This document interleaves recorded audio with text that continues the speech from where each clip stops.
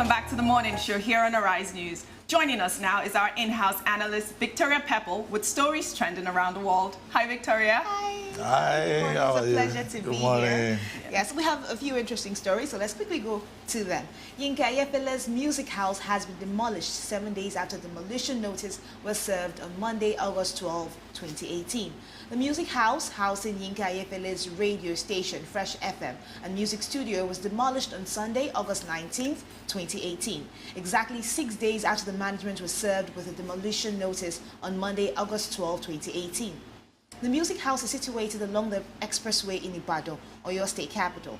In the demolition notice, the Oyo State government has said the building contravenes the physical planning laws of the state. It also served a notice of demolition which expired on Wednesday, August 15.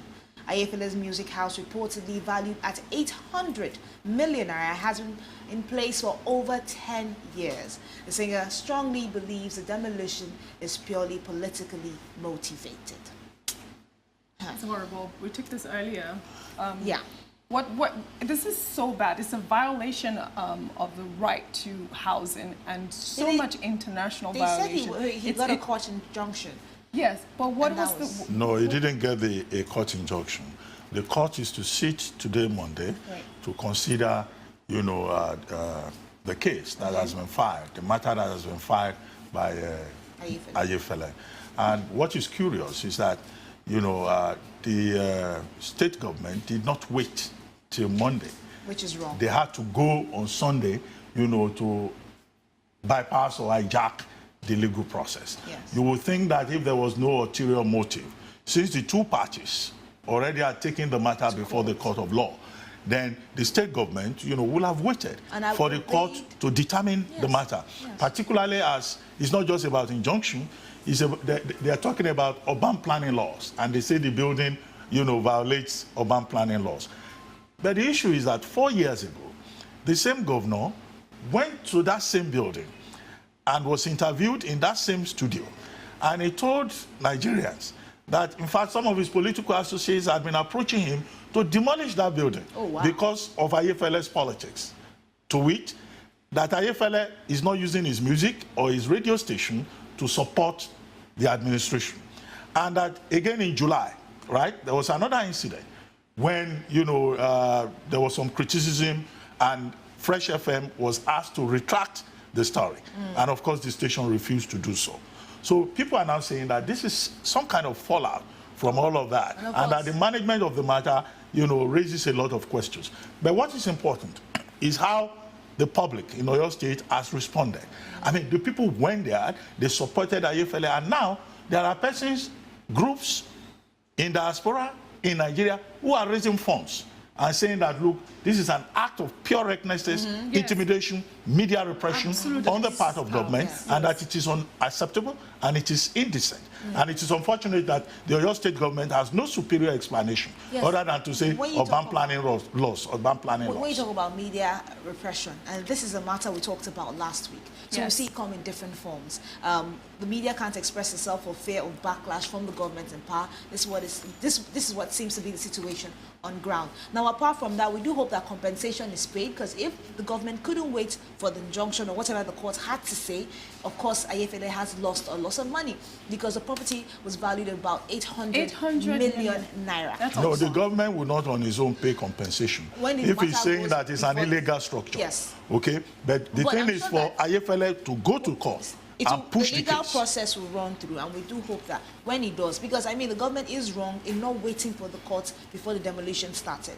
So even if things go in the favor of Ayefele, we do hope, because we've seen matters like this before. Compensation is a problem for the government, but we do hope that they are able to pay compensation when the time is due, according to what the court says. All right, well, let's go over to the U.S. What's going on? California is paying inmates $2 a day to fight record-breaking wildfires. Some critics are comparing this prison firefighting program to slave labor. The state of California is using prison labor to fight multiple record-breaking wildfires burning statewide. According to the San Francisco Chronicle, the inmates are earning an average of $2 per day and $1 per hour when they are fighting active fires. While some people are saying this is a good gig for the inmates as they get to earn some money and time off their sentences for good behavior, others are comparing this back-straining work to slave labor because salaried firefighters earn an average of $74,000 a year plus benefits, and critics are arguing that inmates deserve a reasonable wage since this is dangerous work and they are risking their lives. It's true, it is dangerous work, but the good thing is they will get time off if they do this. And so, I mean, them comparing the wage to a real firefighter that earns $74,000, I think it's ridiculous. I think that that they're getting a fair share of money because they're right not now. really fighting the fires. They're cutting the bushes. Well, they're getting $1 per hour for active fire, so they are going to do. Well, because firefighting, it requires a lot of training. Right. So whatever those firefighters are doing, the more intense work, they're really not doing it, but they're cutting the bushes, they're clearing trenches and all of that. They are kept in conservation camps. Yes. And the inmate firefighting program in the United States has been in place since 1945. Exactly. So it's not as if it's a new thing. Correct. The second point is that it's a completely voluntary work. You know, they are made part of this, you know, on their own volition. Okay, so nobody forces them. The good thing about it is that it's win-win for both sides. Correct. The government saves money. Cheap labor. It gets cheap labor. And then the prisoners themselves, they get time off, extra, you know, on their sentence. How much is it when they get paid? Because even in prison, they do get paid for their duties. I mean, well, $2 if it's active fire work.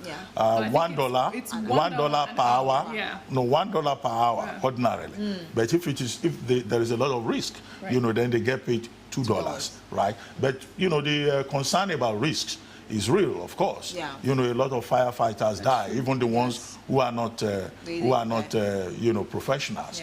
Okay, but the thing, of course, is that it's completely voluntary. And then there's a vetting. You know, they don't engage people who have been convicted for arson or some capital crimes or sexual crimes, you know. So it's all a win-win. Yes. What's going on with Kanye? All right, so rapper 2 Chainz held a star-studded wedding on Saturday, and in attendance were close friends Kanye West and his reality TV star wife, Kim Kardashian. However, the internet got buzzing when the West, rather than the newlyweds for the wedding held at the popular Versace mansion, Miami, Kanye rocked grey-colored Yeezy slides with matching socks and no shirt underneath his Louis Vuitton shirt. Twitter is buzzing with some users applauding the rap style for yet another maverick fashion style. Others are stunned didn't quite go down well. 2 Chainz and his wife, Keisha Ward, have been together since 2006 and have 3 kids together. So happy married life to those two, first of all, and then let's talk about Kanye's fashion. I kind of saw those images. I thought they were cute. I mean, I liked Kim Kardashian's dress. Okay, how about Kanye's outfit? I don't know about Kanye. I have no comments for Kanye. No, but I have a lot of comments because Kanye would never let his wife or her sisters turn up that casual when they're going out with him. So are we talking about double standards for the females here? Well, but you know, Kanye West, you were talking about the Twitter buzzing. Yes. No, the Twitter was not buzzing. There was a meltdown on Twitter. And when I saw him turned out that way and I saw the comments, I looked at it and I said, why will an adult wear, you know, a pair of slippers? You are calling it slides. It looked like slippers, a pair of slippers to me. You know, and then the size is too small. Yeah, a size or too small. You know, 2 sizes small, and they say it's $200. You know, and I look at it and I say, these $200, and the man was not wearing shirt, you know. But what someone told me is that, well, I mean, the man is a fashion designer, he's a celebrity. Before you know it, you will see young men on the streets of Lagos beginning to dress like that. Exactly. You know? But if more serious-minded persons were to dress like that, you know, some people will be worried about the mental state. You know, but maybe this is how fashion starts, how fashion trends begin. I totally disagree with it because I remember clips of the wedding, how he was very particular about what each Kardashian wore, Jenner wore. He picked out the outfits. Now, if you could take that much time to plan what somebody else is wearing, when you turn up and you show up, you better be looking good and acceptable. Well, he thinks he looks good, so... and acceptable. That's why I added acceptable. But in any case, no problem. It is his life. I mean, I've seen some people turning out in Nollywood, you know, and you wonder. I mean, sometimes when Minaj, who is, somebody I admire, when she turns out, you wonder. Oh, you like Minaj? The music? Yes, Nicki Minaj. Yes. Oh, you do? Yes, Mr. But Vaz the story keeps kind of shocking reminds us. me. But he How took do I shock you? I listen to music.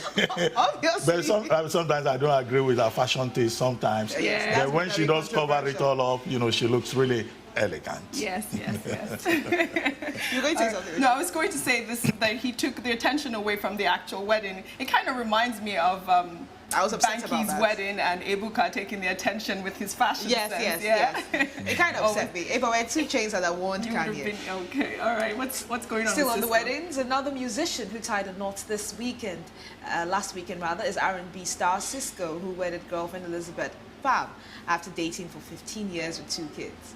I wonder how a Nigerian woman would take this. Cisco met Elizabeth in 2003, and the pair have stayed together till when they made the union official despite having 2 kids together. R&B singer and Elizabeth got married in an intimate Catholic service in Minneapolis, Minnesota. It was also reported that the wedding ceremony was attended by the members of Cisco's famous group, Drew Hill. I love Drew Hill. Yes. Well, when you've been with a woman for 15 years, What's your 2 kids.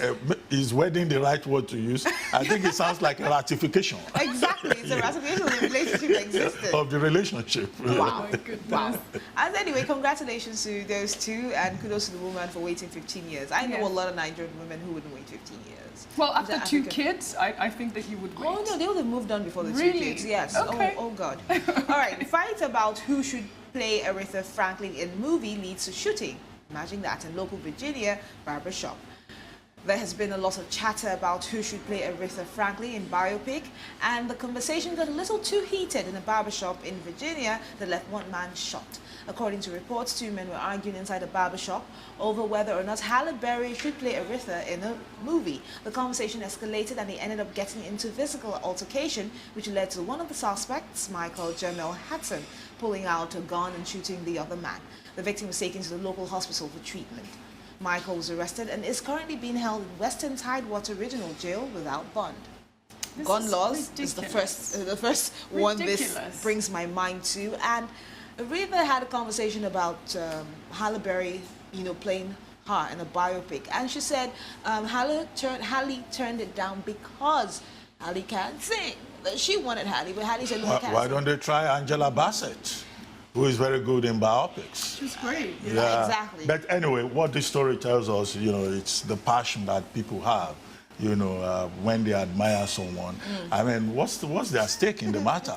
I mean, it's not as if they're going to get any reward from the proceeds from the movie. True. And then it gets to the extent where they pull out guns. But you are also correct about the issue of gun control. Yeah, this gun violence has gone way too far. And the death of Aretha and another shooting right now is just not what we want to hear. So sad.